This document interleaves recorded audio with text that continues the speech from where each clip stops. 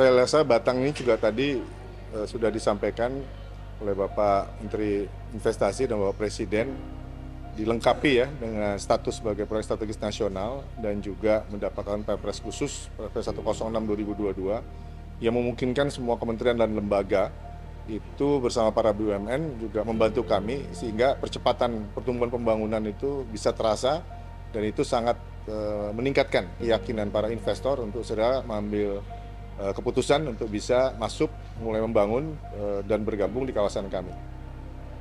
Sehingga bisa dilihat sampai hari ini, hanya dalam waktu 4 tahun kita sudah punya 18 investor yang komitmen penuh, dan 3 diantaranya bahkan sudah berproduksi, ya, dan 1 hari ini sudah mengekspor produknya ke Amerika Serikat. Jadi ini saya rasa salah satu pilihan dari pemerintah yang paling baik, dengan instrumen legal yang juga paling lengkap, dan kita harapkan ini akan terus berkembang sebagai tujuan pusat pertumbuhan baru ekonomi di Jawa Tengah.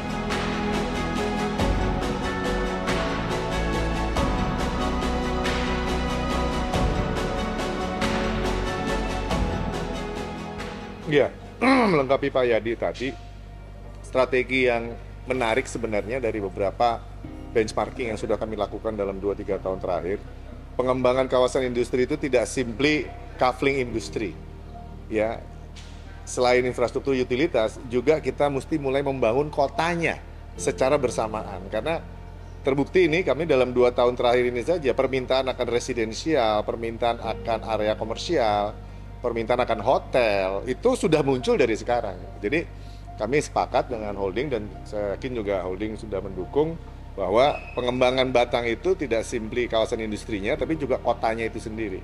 Nah yang kedua tadi juga Pak Yadi sempat mengatakan sumber daya manusianya juga mesti didukung karena ternyata banyak sekali kebutuhan sumber daya manusia yang belum bisa disediakan oleh desa-desa penyangga di sekitar Batang.